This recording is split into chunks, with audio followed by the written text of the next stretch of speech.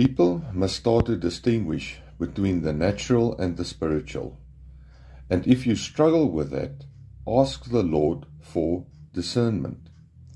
People must start to understand the difference between a marriage in the natural, where the husband is the head of his home in the natural realm, protecting, providing, nurturing, and loving his family in the natural realm, and the spiritual, the things of the kingdom, the ways of the kingdom, the gifts of the Spirit, ministry, and so forth.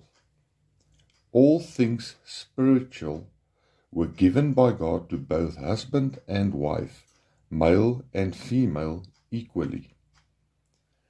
Galatians 3 verse 28.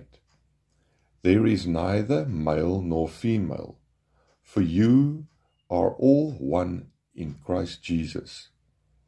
No man can claim a spiritual superiority over a woman. Both men and women equally are kings, priests, and prophets in the kingdom of God. And both the husband and the wife equally are kings, priests, and prophets in their homes. And both should minister to each other, as well as to their children. Revelation 1 verse 6.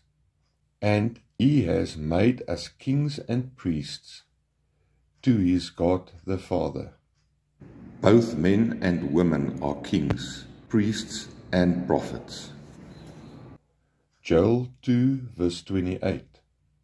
I will pour out my spirit on all people. Your sons and your daughters shall prophesy. And even children can pray, prophesy, and minister to their parents. As a born-again child, regardless of age, is also a king, priest, and prophet in the kingdom of God. Husbands are the heads of their own house and not the head of God's house. The church consists of both male and female, and both husband and wife, as well as children, is his body, of which he is the head of. Men, know your place. Galatians 1 verse 18. Christ is the head of the church.